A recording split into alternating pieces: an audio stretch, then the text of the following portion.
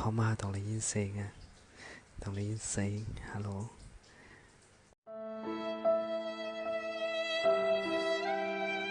ตัวเร็วพี่เกิงพี่ย้อยนอนหลับอะเนาะฮัลโหลฮัลโหลฮัลโหล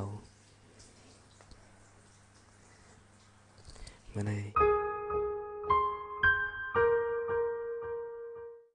เขามีนัดกันค่ะถ่ายแค่พังไก่ตีไก่ขึ้นไต้ก่อนกันเนาะไปหาไอ้สองตัวมาหลักลับแปดมาไก่เขากันรีวิวการสมตำมาเหี่ยวก็เขามานั้นหลักลับแปดอะเนาะยาฮัลโหลฟังต่อไปยินฮะต่อไปยินฮะ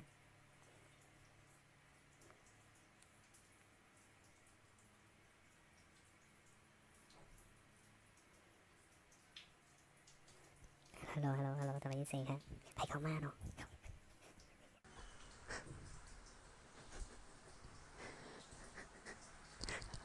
เราสองก็กำ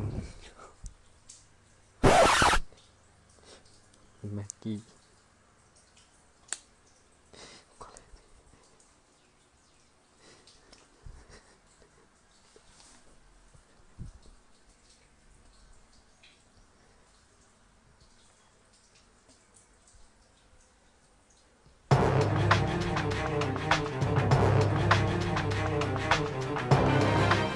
お前はもう死んでいる。何？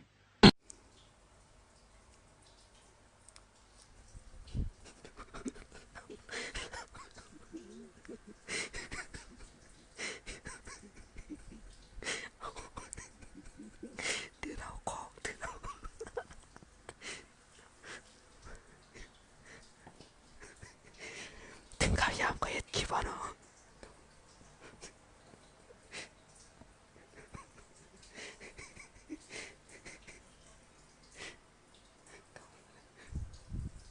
ลูกกว้าง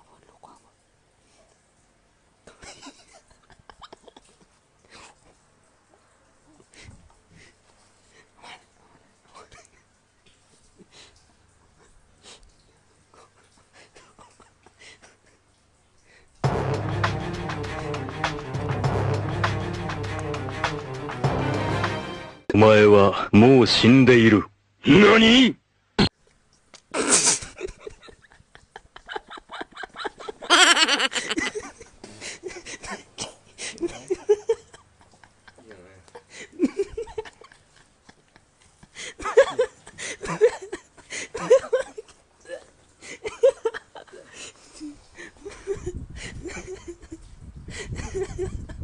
แม็กกี้อะ